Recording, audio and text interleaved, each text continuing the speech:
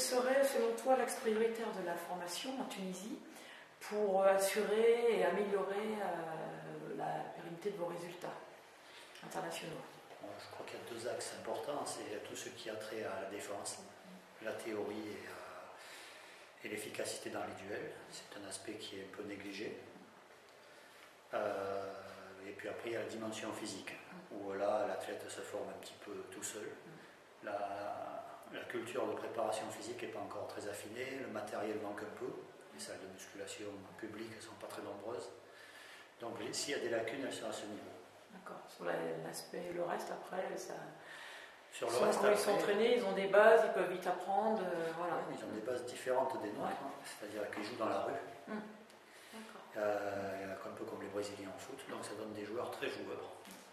Tout petits, ils passent des heures dans la rue, donc avec le ballon ils sont à droit. Tout ce qui est aspect tactique en attaque, ils sont passionnés, donc voilà, ils ont des caractéristiques à eux, ils sont explosifs parce que jouer dans la rue, c'est des gamins qui courent, qui sautent, voilà, et donc je récupère des gars qui ont des qualités physiques pas innées, mais qu'ils ont acquis dans leur jeu de rue, quoi. Et ça, je l'apprécie parce que c'est pas quelque chose qui est très codifié en disant à 12 ans on apprend ça, à 14 ça. Par contre, j'ai des joueurs un peu à l'état brut, mais avec des qualités techniques, avec une intelligence tactique très intéressante. Ça doit être intéressant, fortement. Autre chose, comment tu vois une évolution marquante que tu verrais dans l'évolution du jeu à l'avenir? C'est difficile d'anticiper. Souvent on essaie d'anticiper, puis je regarde ce qu'ont dit les gens il y a quelques temps. Les gens disaient qu'il faudra des joueurs qui jouent à plusieurs postes, et en fait on s'aperçoit que les gens sont de plus en plus performants à la poste plutôt qu'autre chose. La dimension physique, elle a pris ces dernières années beaucoup de... Là sur ça on avait tout juste en disant que les gens seraient de plus en plus athlétiques, et ça c'est vrai.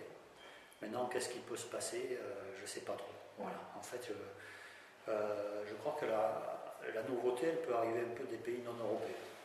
Je vois le Brésil qui fait des défenses un peu révolutionnaires. Nous, les Tunisiens, on a surpris par nos qualités athlétiques, mais aussi par un jeu d'attaque un peu varié. C'est peut-être ailleurs qu'en Europe qu'on va voir des évolutions et que peut-être les Européens vont s'en inspirer. Voilà peut-être comment je vois les choses. Parce que les Algériens, avec leur défense 3-3 très typée, qui est parfois très efficace, ça peut donner des idées aux gens. Les Brésiliens, ils ont montré quelque chose de nouveau aussi. Voilà, nous un petit peu. Les Argentins ont leur style à eux. Alors que quand on joue des Européens, on a souvent la même chose. Codifié, la pression. Peut-être que pour faire la différence, les Européens vont enrichir leur registre de jeu par ce qu'on fait nous, par ce que font les Sud-Américains, voire les Coréens aussi. Voilà, c'est peut-être là qu'il va y avoir une évolution au niveau tactique. D'accord. Ok, merci.